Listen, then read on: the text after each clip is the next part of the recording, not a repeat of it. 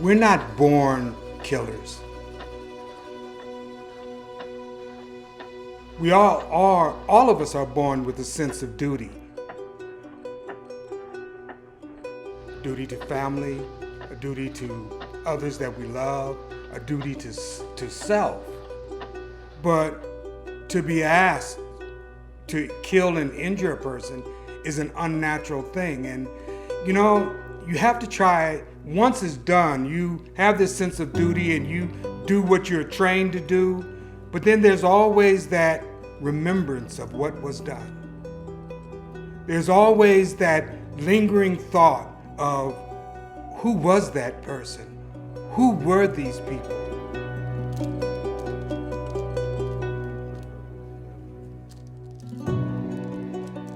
And even though it was a duty that I was performing, that I was serving for my country, whom I love, my humanity, the person that I am, is shaken by the fact that I've had to commit such an act.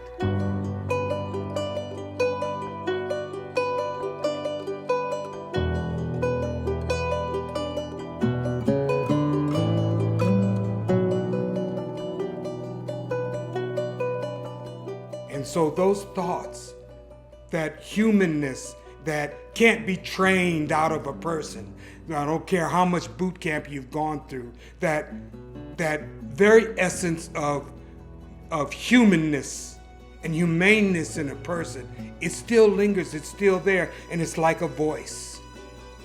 And that voice, after a while, becomes louder and louder.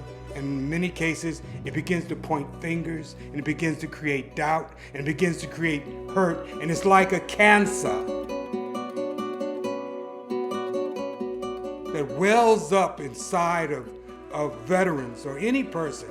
And there's a war going on inside. You're telling yourself, yes, but this was my duty. You know, I swore to do this. But then there's another voice. It's like the angel over here and the angel and the devil over here. And the devil is saying, but that was your duty. You had to do this. And the angel is going, yeah, but that was terrible what I did.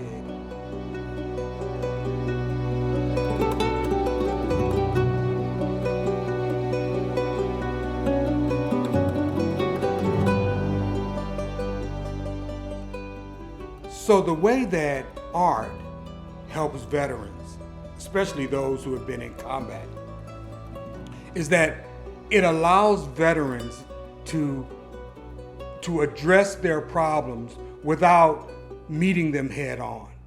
It's a form of meditation, because when I paint something, for instance, it may not even be anything related to the war, but in my mind, I may be thinking about subconsciously a lot of the things that happened to me.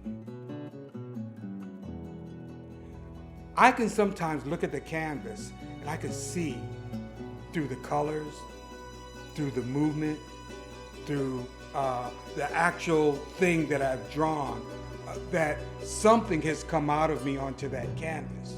Now, that's something that came out of me. I didn't have to talk about it.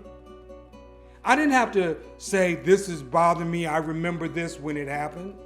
But there it is, it came out in a way that was positive. So it came out in a way, and when I say positive, it's out of me, but it's out of me in a way that is not detrimental.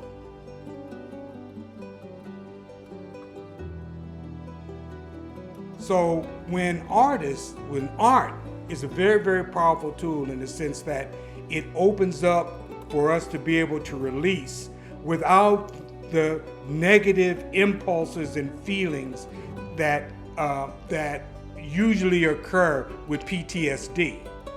It allows us to do this in a way to where we don't even realize on a conscious level what we are doing.